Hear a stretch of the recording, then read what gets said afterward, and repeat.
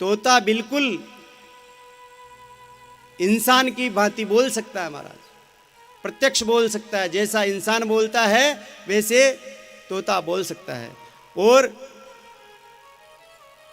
जहां पे कोई तोता जिस फल में चोंच मार दे है तो आंख मीच के समझ लेना कि यह फल मीठा है। और यही फल श्रीमद् भागवत जी का, जिसमें भी हमारे व्यास नंदन सुखदेव जी महाराज का मुख लगा हुआ है, तो बड़ा आनंद आएगा।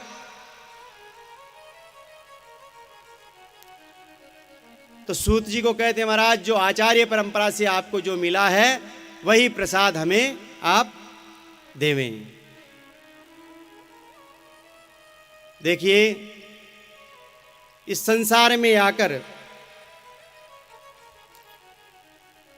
परमात्मा की जो सामर्थ्य है वह इस धरातल पर बड़ा सरलता से जो कथा अमृत मिलता है,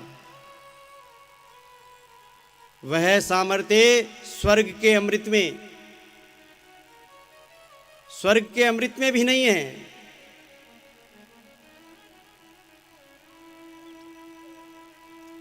तो एक बार क्या है, देवताओं को पता चला कि मृत्युलोक में जब एक बार परीक्षित जी के सामने मृत्यु का भय उत्पन्न हुआ महाराज, श्रापित होकर राजा जो परीक्षित थे, अपने परीक्षित जी के सामने मृत्यु का जब भय उपस्थित हुआ तो महाराज उस समय भगवान ने ऐसी कृपा की कि उनका संपूर्ण जीवन ही धन्य कर दिया सुखदेव जी के द्वारा। ये आगे की कथा में आप सुनोगे। महाभारत आदि पर्व में देवता लोग बड़े स्वार्थी हैं, देवताओं को स्वार्थी बताया गया है। देवता स्वार्थी क्यों है महाराज? जब परीक्षित के सामने मृत्यु का भय उत्पन्न हुआ तो सुखदेव जी महाराज के सामने अमृत का कलश लेकर आ गए। बोले, महाराज आप ये जो कथा इनको सुनाने जा रहे हैं वो कथा आप हमें सुना दो, और ये जो अमृत का स्वर्ग से कलश हम लेकर आए हैं ये परीक्षित जी को पिला दो, ताकि इनकी मृत्यु नहीं होगी, अमर हो जाएंगे। तो सुखदेव जी महाराज बड़े आश्चर्यचकित हुए कि आज देवता बिना बुलाए अमृत का कलश लेकर आ रहे हैं। क्यों? पर उनको कथा का महत्व मालूम था। तो सुखदेव जी ने उनको कथा नहीं सुनाई महाराज, और उनको डांट कर भगा दिया। बोले, कहां तुम्हारा स्वर्ग का अमृत और कहां हमारा कथामृत? इतने स्वार्थी हो, अगर तुम इच्छा से श्रद्धा पूर्वक हमारे पास आते तो जरूर आपको अवश्य कथा सुनाई जाती महाराज। सुखदेव जी हंसते हुए बोले, अरे देवताओं, अरे ठगियाओं, श्रोता बनकर आते तो मैं अवश्य कथा सुनाता, पर तुम तो सौदागर बन के आए हो। कहां तुम्हारा अमृत और कहां हमारा कथा अमृत? क्व सुधा क्व कथा लोके क्व काच क्व मणिर्महान ब्रह्मरातो विचार्येवं तदा देवांजहासः अभक्ताश्च विज्ञायं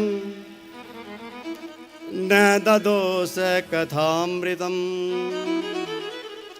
श्रीमद्भागवती वार्ता सुराणामपि दुर्लभम्। तो महाराज सूत जी कहते हैं, ऋषियों, यह देव दुर्लभ कथामृत है, देवताओं को भी दुर्लभ है। विचार कीजिए कि कथामृत और सुधामृत में कौन सा अमृत श्रेष्ठ है महाराज। जब बड़े बड़े पुण्य आत्मा जब इस मृत्युलोक में कर्म करके देह त्याग कर जब स्वर्ग लोक में पहुंचते हैं, तब जाकर स्वर्ग का अमृत प्राप्त होता है महाराज। पुण्य आत्माओं को। और यह सुखदेव जी का कथामृत पुण्य आत्मा हो, पापात्मा हो, विमलात्मा हो, कैसा भी कोई भी आत्मा हो, सबको सुलभ है, रसास्वादन करने वाला चाहिए महाराज। तो क्षीणे पुण्ये मृत्युलोकम विशंति, जब देवताओं के भी पुण्य क्षीण हो जाते हैं तब मृत्युलोक में आकर वापस टपक जाते हैं, गिर जाते हैं महाराज। और कल्म शापहम, हरि की कथा है वो कल्म शापन, पापों का प्रक्षालन करने वाली है। तो सुखदेव जी हरि कथा के परम रसिक है महाराज, इसलिए देवताओं को डांट कर भगा दिया। तो सभी देवता ब्रह्मा जी महाराज को जाकर बोलने लगे, महाराज हम देवता होकर भी इसके अधिकारी नहीं हैं, और वहाँ सुखदेव जी है संसार में सबको कथा का रसास्वादन कराते हैं महाराज। तो ब्रह्मा जी महाराज ने कहा, भाई देखते हैं परीक्षित का कथा सुनकर क्या होता है। परीक्षित जी को अगर सुखदेव जी सुना रहे हैं तो कथा सुनकर क्या होता है। राज्ञो मोक्षम तथा वीक्ष्य पुराधातापि विस्मतः सत्यलोके तुलां बद्ध्वा तोलयत् साधनाजय। ब्रह्मा जी महाराज ने इस कथा को एक तराजू के पलड़े में संपूर्ण अनेकानेक धर्मशास्त्रों को रखा और दूसरे में श्रीमद् भागवत संहिता को रखा गया।